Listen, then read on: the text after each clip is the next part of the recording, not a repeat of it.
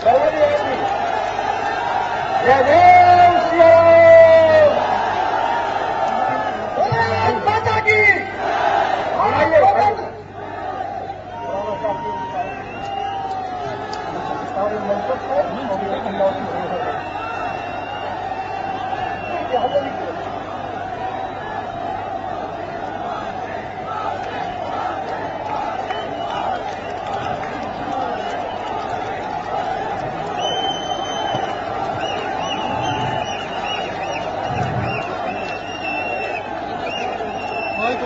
नीचे उतरिए भैया, थोड़ा सा पीछे हट जाओ भैया, दिक्कत हो रही कैमरे में। भारत माता की।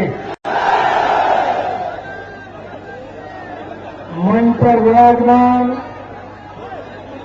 भारतीय जनता पार्टी के सभी वरिष्ठ नेतागण और इस चुनाव में भारतीय जनता पार्टी के उम्मीदवार श्री साक्षी महाराज जी और यहां के विधानसभा के उपचुनाव के उम्मीदवार भाई पंकज गुप्ता जी और विशाल संख्या में पधारे हुए भारत के भाग्य विधाता मेरे भाइयों और बहनों,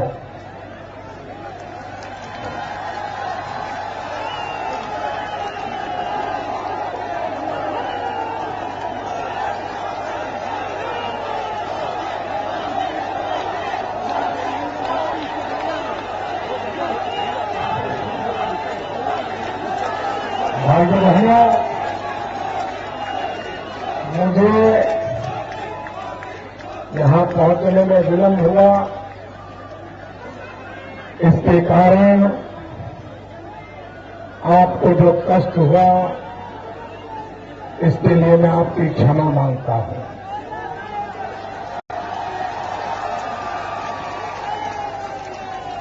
भाइयों बहनों, इतनी भयंकर गर्मी में आप जो तप कर रहे हैं, ये ताप में आप तप रहे हैं। मैं आपको विश्वास दिलाता हूं, मैं आपकी तपस्या बेकार नहीं जाने दूंगा।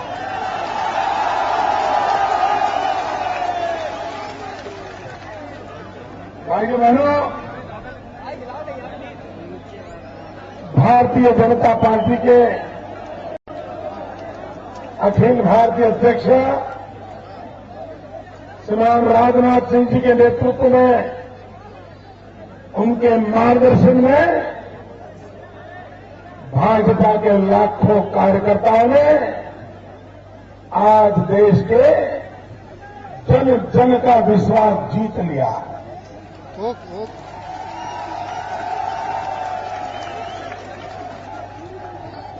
भाइयों बहनों,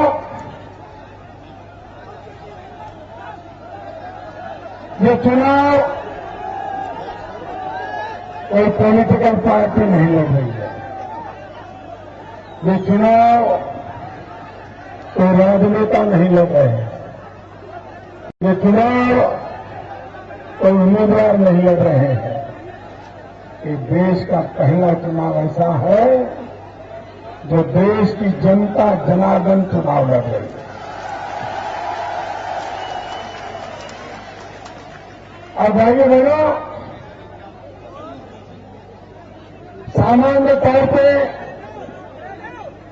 जो विरोधी दल के लोग होते हैं, वे मिल बैठ करके सोचते हैं कि सरकार को कैसे हटाएं, दिल्ली में बैठी हुई सरकार को निकालने के लिए कैसे रणनीति बनाएं, ये विपक्ष के लोग मिलकर के चर्चा करते हैं। ये पहला चुनाव ऐसा है जिसमें सत्ता दल के लोग औरों के साथ बैठ करके रणनीति बना रहे हैं। बिहार बचाने की नहीं, कांग्रेस बचाने की नहीं, यूपीए बचाने की नहीं, वो दिल बैठ करके रचना कर रहे हैं, योजना कर रहे हैं, षड्यंत्र कर रहे हैं, झूठ फैला रहे हैं। किस बात का? कुछ भी करो, मोदी रोको।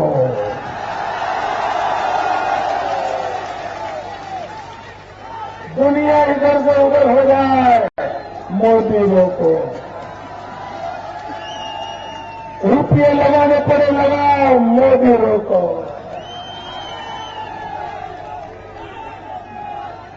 ये मोदी का नाम आते ही ये कांपने क्यों लग जाते हैं? भैया पैरट है। भाई बहनों, पूरी कांग्रेस परेशान है। उनको लग रहा है 16 मई के बाद उनकी जगह कहां होगी, इसीलिए बेचारों की नींद हराम हो गई है। कुछ लोगों ने तो टिकटें निकलवा रखी है। आपने ऐसा कोई चुनाव देखा देश में जिसमें कांग्रेस पार्टी के प्रधानमंत्री चुनाव न लड़ते हो, उनके मंत्री चुनाव न लड़ते हो, सारे के सारे भागे, मैदान में नहीं आए कोई? भाइयों बहनों, देश की जनता का कांग्रेस पर, यूपीए पर, सपा पर, बसपा पर भयंकर गुस्सा है भाइयों। इन्होंने देश को लूटा है। और ये आप गलती मत कीजिए, ये सपा, बसपा, कांग्रेस ये अलग है ही नहीं। ये यहां कुश्ती करते हैं लखनऊ में, दिल्ली में दोस्ती करते हैं। वो टीवी पर वो कुश्ती का कार्यक्रम आता है, WWF, ये वही है इनका। मेरा कुश्ती करते हैं, मेरा कुश्ती। भाई बहनों, ये लूट का माल बांटने वाले लोग हैं। ये अपनी राजनीति के लिए जनता जनार्दन को कुर्बान करने वाले लोग हैं। देश को एक नई राजनीति की जरूरत है। आप मुझे बताइए भाइयों, यहां कभी सपा का राज रहा, कभी बसपा का रहा, और दिल्ली में मां बेटे का राज चल रहा है। 10 साल में आपका भला हुआ क्या? 10 साल में आपका भला हुआ, नौजवानों का भला हुआ, किसानों का भला हुआ, माताओं बहनों का भला हुआ, गांव गरीब का भला हुआ, किसान का भला हुआ। भाइयों बहनों, सरकार आखिर किसके लिए होती है? सरकार गरीब के लिए होनी चाहिए, सरकार दुखियारों के लिए होनी चाहिए, सरकार लोगों के जीवन में बदलाव लाने के लिए होनी चाहिए। भाइयों बहनों, एक तो दिल्ली में मां बेटे की सरकार, इधर बाप बेटे की सरकार, ऊपर से चाचा भतीजे का कारोबार। भाइयों बहनों, आप मुझे बताइए, आजादी के 60 साल के बाद कुछ नहीं, जैसे कि मान लिया कम से कम यहां के लोगों के घर में पानी का नल होना चाहिए था, नहीं होना चाहिए? नल में पानी आना चाहिए था, नहीं आना चाहिए था? 21वीं सदी में आपके घर में बिजली होनी चाहिए थी कि नहीं? 24 घंटे बिजली आनी चाहिए थी कि नहीं?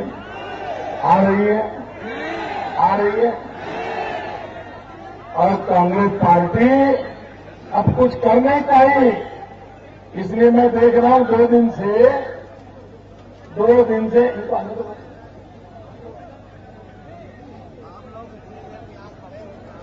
2 दिन से मैडम सोनिया जी, हे भगवान बचाओ, क्या हाल हो गया।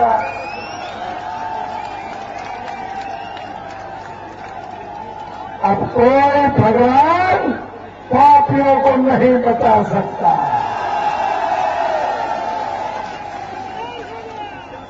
और भगवान अब तुम्हारी सुनने वाला नहीं है। भाई बहनों, देश को लूटने वालों को सजा होनी चाहिए।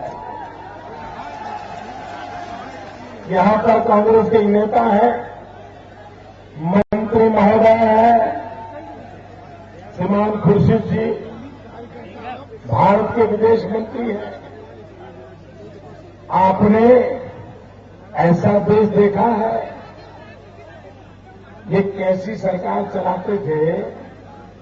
इनके पहले एक विदेश मंत्री थे, वे यूनियन में भाषण करने के लिए खड़े हुए, तो क्या किया? दूसरे देश का भाषण लेकर के पढ़ना शुरू कर दिया। बताइए, इससे देश की इज्जत बढ़ेगी क्या? हिंदुस्तान का विदेश मंत्री यूनियन में दूसरे देश का कागज पढ़ने लगा। आधे घंटे के बाद पता चला कि फिर दूसरे देश का भाषण पढ़ रहा है। अभी जो कांग्रेस पार्टी कैसे कैसे लोगों को प्रमोशन देती है। आपके उत्तर प्रदेश के बड़बोले मंत्री, जिनको दिन भर बोलने का डायरिया होता है, टीवी पर उनकी तस्वीर न आए तो उनको चैन नहीं होता है, इसलिए कुछ भी बोल देना कि उन्होंने अपना स्वभाव बनाया है। उन्होंने अपंग लोगों के पैसे मार लिए, मालूम है ना? उनके एनजीओ ने अपाहिज लोगों के ट्राइसिकल में से भी रुपये मार दिए। और एक टीवी चैनल ने ये सारी बातें बाहर निकाली, तो होना ये चाहिए था कि मां बेटे की सरकार ने उस मंत्री को निकाल देना चाहिए था। लेकिन क्या किया? उनका प्रमोशन किया, विदेश मंत्री बना दिया। इतना ही नहीं, इस विदेश मंत्री ने क्या किया? देखिए साक्षी कैसे आगे, देखिए विटनेस, विदेश मंत्री बना दिया, विदेश मंत्री बनाया। और चाइना ने हिंदुस्तान में घुसपैठ की, हमारी जमीन हड़प कर ली, तो वार्ता करने के लिए उनको चीन भेजा मां बेटे की सरकार ने। चीन में जाके बयान क्या दिया? उन्होंने कहा बीजिंग इतना अच्छा है, मुझे तो यहां रहने का मन कर जाता है। अगर आपके विदेश मंत्री को बीजिंग में रहने का मन कर जाता है तो हिंदुस्तान की हालत क्या होगी, इसका आप अंदाज लगा सकते हो। भाइयों बहनों, ये कांग्रेस पार्टी और सपा बसपा मिलकर के जनता के साथ धोखा करते हैं, धोखा करते हैं। 2009 के चुनाव में कांग्रेस पार्टी ने कहा था कि वे 10 करोड़ नौजवानों को रोजगार देंगे, ऐसा कहा था। मैं जरा पूछना चाहता हूं, आपको रोजगार मिला है? पूरी ताकत से बताओ भाई, आपको रोजगार मिला है? आपके गांव में किसी को रोजगार मिला है? आपके अड़ोस पड़ोस में किसी को रोजगार मिला है? भाइयों बहनों, जिस कांग्रेस ने 10 करोड़ लोगों को रोजगार देने का वादा किया था, उन्होंने वादा निभाया नहीं। आपसे धोखा किया कि नहीं किया? आपसे वादा तोड़ा कि नहीं तोड़ा? आप उनसे नाता तोड़ोगे कि नहीं तोड़ोगे? भाइयों बहनों, ये मां बेटे की सरकार 10 करोड़ लोगों को रोजगार देने की बातें करती थी। हकीकत क्या है? जब अटल बिहारी वाजपेयी की सरकार थी, 6 साल सरकार रही अटल जी की। अटल जी की सरकार में 6.5 करोड़ नौजवानों को रोजगार दिया। 6 साल में 6.5 करोड़। और ये मां बेटे की सरकार 10 साल में सिर्फ 1.25 करोड़, सिर्फ 1.25 करोड़। भाइयों बहनों, अगर ऐसा ही चला तो आपकी 80 साल की उम्र में भी रोजगार मिलेगा क्या? आपकी जवानी बचेगी क्या? हाथ पैर काम करेंगे क्या? करोगे क्या?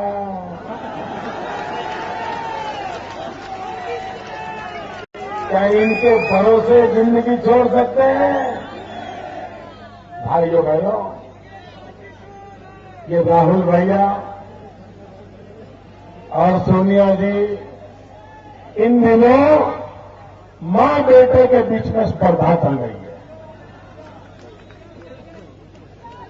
सोमवार को मां एक झूठ बोलती है तो मंगलवार को बेटा 2 झूठ बोलता है।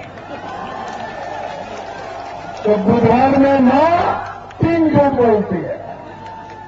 कौन ज्यादा झूठ बोले, कौन बड़ा झूठ बोले, इसकी स्पर्धा चल रही है। और झूठ बोलने की स्पर्धा में कहां पहुंचे? कल हमारे राहुल भैया गुजरात आए। आजकल उनको लगता है कि चुनाव देश का नहीं चल रहा है, गुजरात का चल रहा है। सुबह शाम गुजरात के गीत गाते हैं। जितनी गालियां डिक्शनरी में है वो मुझे भेज देते हैं। भाइयों बहनों, हमारे राहुल भैया बहुत दूर का देखते हैं, बहुत दूर का देखते हैं। उन्होंने गुजरात में आके कहा कि गुजरात में 27,000 करोड़ लोगों को रोजगार नहीं मिला है। कितने भाई? 27,000 करोड़। कितने? जरा बोलो। 27,000 करोड़ लोगों को रोजगार नहीं मिला है, ये मेरे राहुल भैया ने कहा। गुजरात की जनसंख्या है 6 करोड़। कितनी? हिंदुस्तान की जनसंख्या कितनी? 125 करोड़। और गुजरात में रोजगार की जगह कितनी? 27,000 करोड़। वाह, क्या सीन है। भाइयों बहनों, जिस नेता को इतनी समझ नहीं है, इतनी समझ नहीं, इतना ही नहीं, एक दिन आए थे तो दूसरा भाषण करके गए।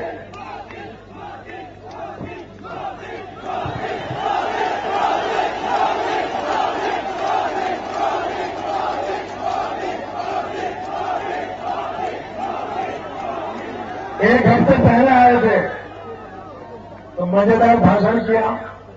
उन्होंने कहा गुजरात में 1 में से 2 बच्चे कुपोषण से पीड़ित है। कितना? 1 में से 2 बच्चे। भाइयों बहनों, मुझे चिंता सता रही है कि कहीं 16 मई के बाद वो कपिल शर्मा की सीरियल बंद न हो जाए। सिर्फ ये राहुल भैया के भाषणों की छोटी छोटी कैसेट बना करके अगर टीवी पर दिखाओगे पेट पकड़ करके मनोरंजन मिलेगा आपको। ऐसी हंसी खुशी की शाम होगी, आपको आनंद आएगा। ऐसे लोग देश चलाएंगे क्या?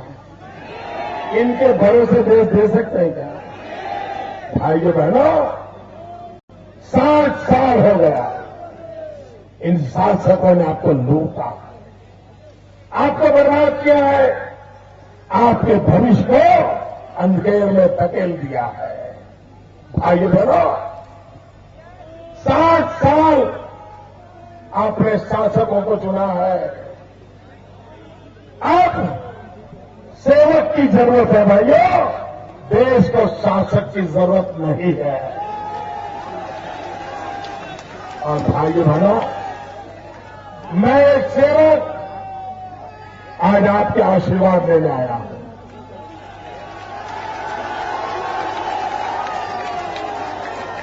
आपने 60 साल सेवक देखे, शासक देखे, आपने 60 साल शासक देखे, 60 महीने के लिए एक सेवक को देख लो भाई। 60 साल में उन्होंने देश को जितना तबाह किया है, मैं 60 महीने में देश को इस मुसीबत से बाहर निकाल दूंगा। भाइयों बहनों, मुझे अवसर दीजिए, विधानसभा का चुनाव भी जिताइए, साथ जी महाराज को भी जिताइए, और उत्तर प्रदेश से सारे के सारे कमल भेजिए। अब उत्तर दिल्ली में मजबूत सरकार चाहिए, मजबूत सरकार चाहिए। 300 कमल भेजिए, आपके सपने पूरे करने का मैं वादा लेकर आया हूं। भारत माता की, भारत माता की।